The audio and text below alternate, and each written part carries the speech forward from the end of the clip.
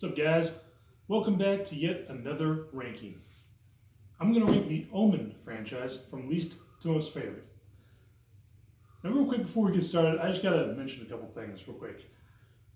For any of those of you who are wondering, I will never, ever watch or rank the Texas Chainsaw Massacre movies, the Saw movies, or the Wrong Turn movies.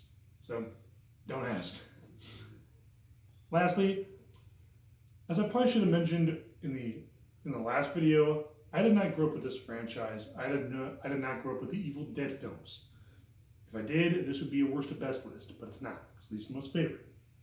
That's right, because I enjoyed all these movies. So let's get started. Coming in at number 5, my least favorite is going to be the Omen remake, which came out in 2006. Now, positives. Well, casting's pretty good. So the casting is actually a really big positive. You have Liev Schreiber, who is, I think, in Scream 2 and 3. You got Julia Stiles. Haven't seen her do much, but she does pretty good in here. You got Pete Postlethwaite, who is, of course, the big game hunter in Lost World Jurassic Park. You got, David Thewlis, who is in the Harry Potter movies as Professor Lupin. And none other than Mia Farrow, who's, of course, the title character in Rosemary's Baby. So, as far as casting goes, not too bad. I also like the modern updates that they brought to this remake. Unfortunately, this is yet another remake that we just did not need. It's pointless and it's kind of unnecessary. Now, as far as remakes go, it's not bad.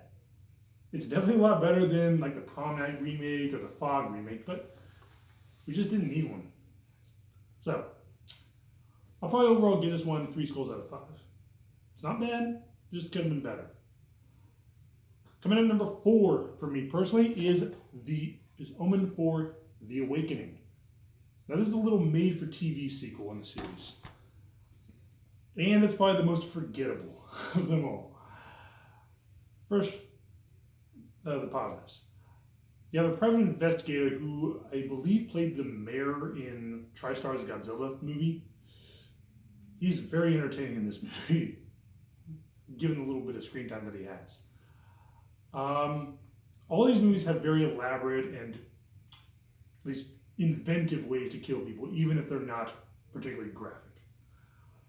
The negatives, every other character in this movie was just forgettable. Even the little girl who you're supposed to be rooting against, you don't get a really good sense of who she is. You just know that she's manipulative and she's a sociopath. That's it. I'll probably give this one 2.5 skulls out of 5, guys. Number 3, my third favorite Omen movie is going to be Omen 3: The Final Conflict. This is the one with Sam Neill in it, guys. Positives, I think this was a fairly good way to end the trilogy. Not the best way, but a good enough way. Sam Neill, always nice to have him. I believe he was in Jurassic Parks 1 and 3, In the Mouth of Madness, and Event Horizon. So, guy's pretty good actor. Also, I like, I think my only negative is that I just did not really care too much for Damien Thorne's occupation. He's kind of like a CEO for his company. That aspect didn't really appeal to me. I was more interested in the character himself, not his occupation. But overall, pretty solid way to end the trilogy. I'll probably give this one 3.5 skulls out of 5. Top 2. I was kind of debating which one was my number 1 and number 2, and I decided, you know what, I'll put them each on which one I would rewatch the most. For that reason alone, my number 2 is going to be the original The Omen. I'm taking absolutely nothing away from this movie, guys. This is a bona fide classic. I love the slow burn feel of it. I love little Damien. He's just the right amount of adorableness and creepiness. Perfect. You got Gregory Peck is in here. Great performance. And it's just a classic, guys. But my number 2 is going to be the sequel, Damien Omen 2. This is how you do a sequel right. It goes bigger, goes a little better. And I don't know how people are going to react to this, but it kind of takes the Terminator 2 approach or the Aliens approach.